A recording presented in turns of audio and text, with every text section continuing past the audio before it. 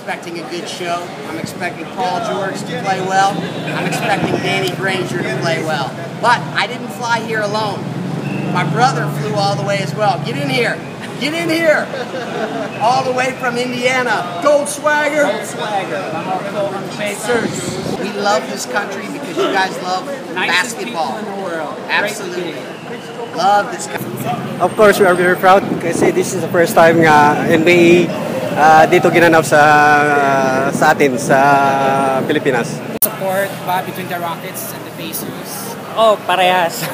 Kasi Bakit? isigaw ako sa parehas na team. Mas build up na yung Pacers kaysa sa Houston. Kasi Houston, ngayon lang dumating si Dwight Howard sa kanila. Mag-a-adjust pa sila sa Tapos post-game. si Jeremy rin saka si James Ganun din. Harden. Kahit nakapaglaro na sila ng isang season doon, iba pa rin yung teamwork ng Pacers kasi sila Danny Granger saka sila Paul George, matagal na sila nagsama.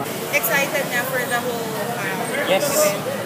Kahit mahal yung Para sa father ko talaga actually. Gusto ko makita ng father ko yung NBA teams kasi first time. I mean, talagang gusto mo ba maging basketball player in the future? Okay. Why you support James Harden, ha? Why the Rockets?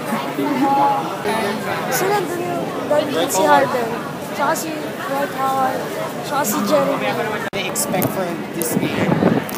Well, sana manalo talaga sila and then Paul George fan kami. Kaya lahat kami naka-Paul George.